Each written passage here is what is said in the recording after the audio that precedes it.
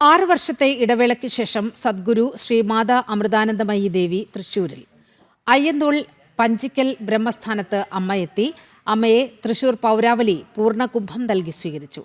3-4 തീയതികളിൽ തൃശൂർ അയ്യന്തോളിലെ ബ്രഹ്മസ്ഥാനം വാർഷിക മഹോത്സവത്തിൽ മുഖ്യ കാർമ്മികത്വം വഹിക്കാനാണ് അമ്മ തൃശൂരിലെത്തിയത്.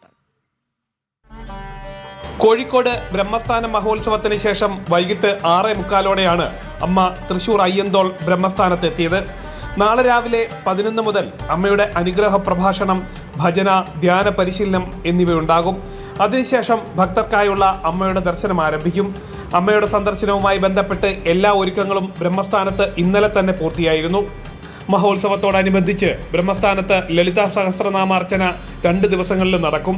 രാഹുദോഷ നിവാരണ പൂജ, ശനിദോഷ നിവാരണ പൂജ, ഉദയാസ്തമന പൂജ, മഹാഗണപതി ഹോമം എന്നിങ്ങനെ സവിശേഷമായ പൂജകളും ചടങ്ങുകളും ഉണ്ടായിരിക്കും.